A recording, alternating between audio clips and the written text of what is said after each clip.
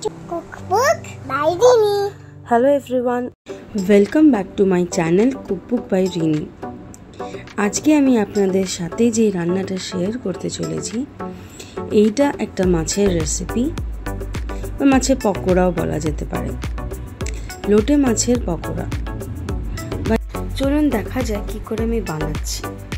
প্রথমেই মাছগুলোকে ছোট ছোট করে পিস করে সেটার মধ্যে থেতো করা রসুন দিয়ে আর যে গুঁড়ো মশলা আছে লঙ্কা গুঁড়ো, জিরে, ধনে, নুন, হলুদ দিয়ে একটা ডিম ফাটিয়ে আর ওপর থেকে ওটার মধ্যে একটুখানি চালের গুঁড়ো দিয়ে বাইন্ডিংয়ের জন্যে ভালো করে এটা মেখে কিছুক্ষণের জন্য রেখে দেবো।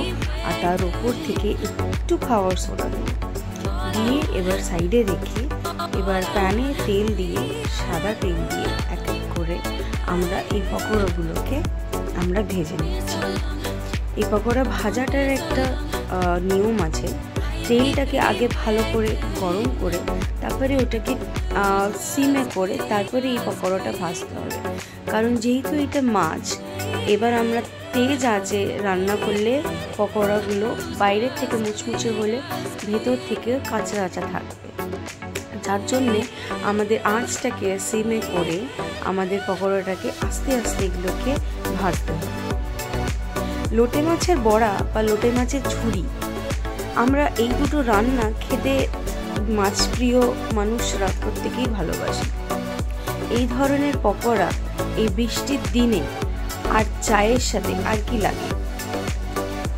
এমনিভাবেই এক এক করে যতগুলো আমার মাছের পিস আছে আমি সেমভাবে একদম হালকা ফ্লেম করে আমি মুচমুচে করে ভেজে নেব। যত হালকা করে সিমে করে এটাকে ভাজবেন ব্যাপারটা আরও মুচমুচে হবে। বাস এরপরে একটা প্লেটে সস দিয়ে বা ধনে পাতা চাটনিও করতে পারেন দিয়ে এবার এক এক করে সাজিয়ে গরম গরম চা বা কফির সাথে সন্ধেবেলায় এই বৃষ্টির দিনে এই পকোড়াটা জমে যাবে। আশা করছি আপনারা এই রান্নাগুলো ট্রাই করবেন, ট্রাই করে নিজের ফ্যামিলির সাথে শেয়ার করবেন। রান্নাটা ভালো লাগলে এই রান্নাটাকে আপনারা বাড়িতে ট্রাই করবেন, আর যদি ট্রাই করে থাকেন আরও ভালো কী করে হয় সেই রেসিপিটাও আমাকে নিশ্চয়ই জানাবেন। Tata, by.